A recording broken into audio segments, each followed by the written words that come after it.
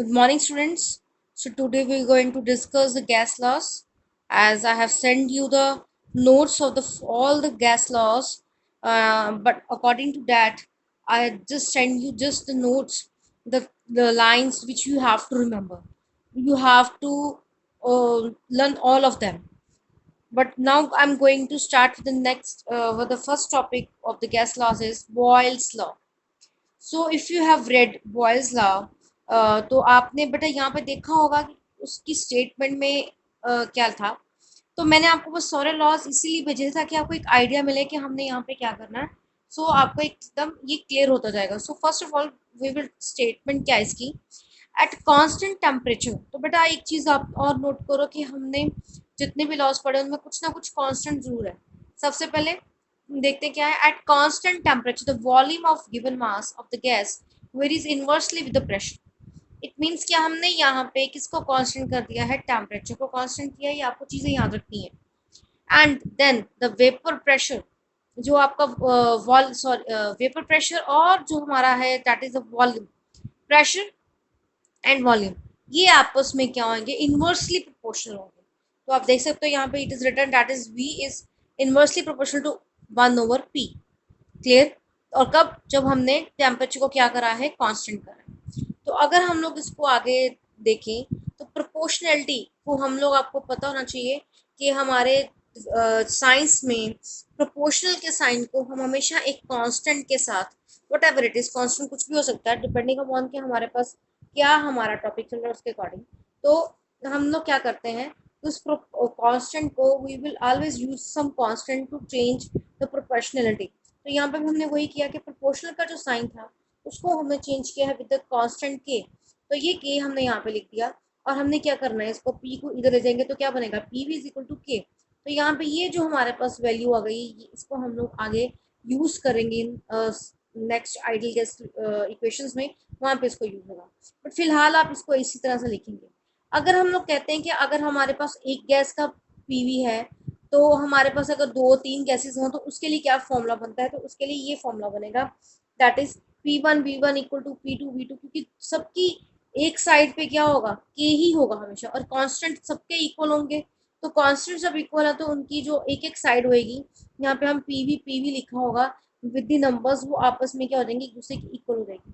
तो ये जस्ट एक फॉर्मूला है जो आपके यूज हो सकता है आपकी कई सारी न्यूमेरिकल्स में वहां पे। बट वैसे आपको यहाँ पे ये कुछ नहीं करना, just you have to learn this one only. ठीक है, जो मैंने आपको नोट्स भेजे बस उतना ही याद कर, उसके अलावा कुछ नहीं। हाँ, यहाँ पे हमने एक और चीज करनी है, दैट इज दिन इनके हम लोगों ने ये जो है ग्राफ्स करने हैं बेटा। इन ग्राफ्स को ध्यान से देखेंगे तो ग्राफ्स में क्या शो कर रहा है कि अगर हम लोग पी और वी का, ठीक है, यहाँ पे हमने पी और वी का लिया है, यहाँ पे हमने लिया है प्रेशर और 1/v का, तब हमारे पास जो इनकी अगर आप देख सको तो क्या बन रहा है, as according to the formula, जो स्टेटमेंट के अकॉर्डिंग क्या है कि pressure is inversely proportional to volume. कि प्रेशर इनवर्सली प्रोपोर्शन, डेफिनेटली अगर प्रेशर इंक्रीज कर रहा है तो वॉल्यूम क्या करेगा, डिक्रीज करेगा। तो यहाँ पे वही है कि अगर हमारा प्रेशर ज्यादा था उस टाइम पे वॉल्यूम, अगर हमारा प्रेशर बहुत कम है तो तब क्या हो रहा है, ये देखो यहाँ पे है प्रेशर की वैल्यू क्या है, यहाँ पे इतनी है। जब वो प्रेशर कम होता जा रहा, कम होता जा रहा, तो वॉल्यूम जो है वो बढ़ता जाएगा एट द टेम्परेचर T1। इसी तरह से T2, मतलब T2 यहाँ पे ये जो टेम्परेचर डिफरेंट है तीनों में, बट तीनों टेम्परेचर्स में क्या है, अपनी अपनी जगह पे वो कांस्टेंट होते हैं।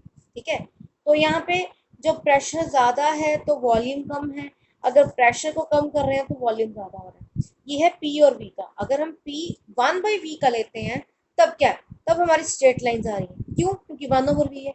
इसका क्या मतलब है, यहाँ पे क्या हो रहा है कि जब वॉल्यूम यहाँ पे क्या कर रहा है, डिक्रीज कर रहा है, जब हमारा यहाँ पे, जब यहाँ पे क्या आ रहा है कि प्रेशर इंक्रीज करी जाएगा तो वॉल्यूम डिक्रीज करेगा।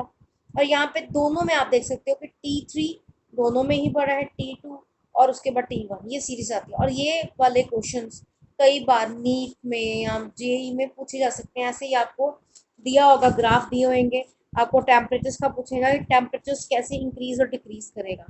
तो आपको इतना पता होना चाहिए कि पर कर्व, कर्व के लिए तो टेम्परेचर कांस्टेंट है। यहाँ पे ये जो टेम्परेचर कांस्टेंट चल रहा है, टेम्परेचर दखल नहीं दे रहा, बट तीनों में टेम्परेचर डिफरेंट अगर हैं तो टेम्परेचर्स जो हैं उनकी क्या जो है, उनकी वैल्यूज जो है वो कैसे इंक्रीज एंड डिक्रीज करेंगी with the pressure and volume. Confuse नहीं करना, temperature is constant but temperature different isotherms के साथ हो रहा है, इसको हम आइसोथर्म्स बोलते हैं। ये आपको याद रखना है, ये आप यहाँ से मैं आपको बताती हूँ क्या लिखना है। यहाँ पे ये रहा, ग्राफिकली जब हम नोट करेंगे, the curve shows the variation of volume with the given mass and the shape of the curve is rectangular hyperbola, it is called the isotherms। so हमारे पास जो कर्व्स आएंगी उन्हें हम क्या कहते हैं, ये कर्व्स जो हमें मिल रही हैं these are known as the isotherms। तो isotherms at different temperatures ही हमें यहाँ पे शो किए गए हैं। इसके अलावा हमारे पास ये भी है, ये देख सकते हो हमारे पास ये भी दिए हुए हैं, टेम्परेचर कांस्टेंट, मास कांस्टेंट, ये एक एक बनाई हुई है। ये भी है 1/p के साथ वॉल्यूम दिया है, 1/p के साथ आ रहा है। और अगर इसी तरह से हमारे पास इसको आगे भी आप यूज कर सकते हो। तो तो यहाँ पे इतना ही बेटा हम करेंगे। नेक्स्ट हमारा आएगा चार्ल्स लॉ। चार्ल्स लॉ कैसे आएगा?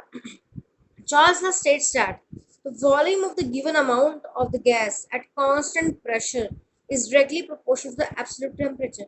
अब यहाँ पे प्रेशर को कांस्टेंट कर दिया है, इसलिए जो V है वो T के क्या होगा, डायरेक्टली प्रोपोर्शनल है।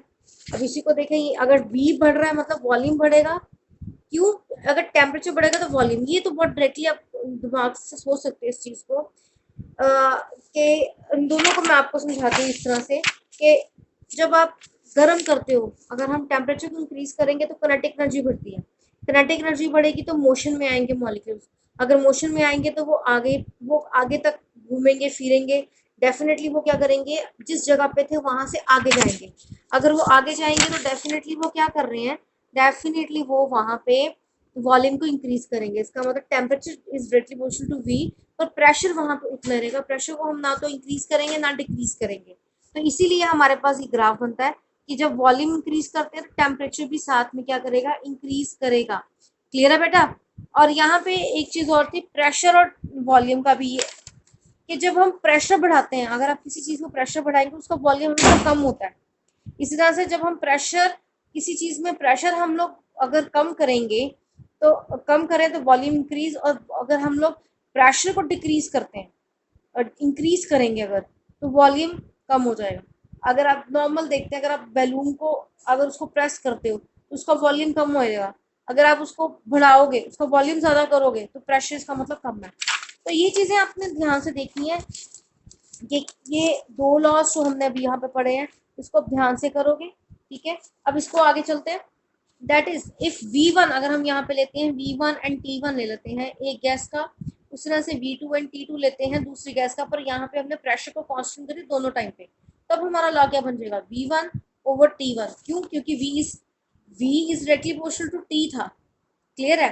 तो हम लोगों ने क्या V/T आ सकता है, will be equal to constant, जैसे पीछे किया था। इसका मतलब V1/T1 एंड V2/T2 हमारा आ सकता है। इस तरह से भी हम चल सकते हैं। और इसके लिए जो ग्राफ अगर हम इकट्ठा लेते हैं तो यहाँ पे देखो फिर से वही चीज आ गई, V और T का आएगा तो यही लाइंस। और अगर प्रेशर्स की बात करते हैं, अगर हमने 4 डिफरेंट प्रेशर्स पे ले लिया है, प्रेशर डिफरेंट है, पर अगर एक के लिए देखें तो P1 यहाँ पे कांस्टेंट है, P2 कांस्टेंट है, P3 कांस्टेंट है, P4, पर तीनों की वैल्यूज अलग है। मान लो वो ये 1 बार है, 2 बार, 3 बार, 4 बार, एक टाइम पे एक जो प्रोसेस चल रहा है वहां पे प्रेशर जो है वो कांस्टेंट है, बट अलग अलग प्रेशर्स पे हमने अलग अलग दिए पर एक ही ग्राफ में बनाया हमने। ठीक है, और इनको हम क्या कहते हैं, आइसोबार्स। तो यहाँ पे आइसोबार्स क्या आता है, curve between the volume and the temperature at the different fixed pressures are called isobars। तो आपने ये भी साथ में करनी है, आइसोबार्स क्या होते हैं, आइसोथर्म्स क्या होते हैं, इन ये छोटे छोटे डेफिनेशन हैं जो आपको कई बार पूछी जा सकती है। तो ये ग्राफ्स आपने बनाने हैं, साथ में आइसोबार्स क्या होते हैं, आइसोथर्म्स क्या होते हैं, ये आपने साथ में बनाना है।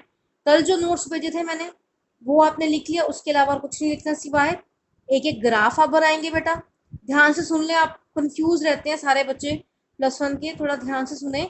मैंने बोला है फिर से, आपने ये ग्राफ्स जो मैंने आपको दिखाए हैं वो साथ में मैंने यहाँ पे बताया, जैसे आइसोबार्स की ये वाली द कर्व से लेके यहाँ तक आप इसको नोट करेंगे। इस तरह से मैंने पीछे एक छोटा सा पैराग्राफ दिखाया था आइसोथर्म्स का, आप वो नोट करेंगे और साथ में ग्राफ नोट करेंगे। इसके अलावा आप और कुछ नहीं नोट करें, बाकी आपको मैंने जो है नोट सारे भेज दिए हुए हैं, अब वहीं से पढ़ेंगे, इसको वहीं से याद करना।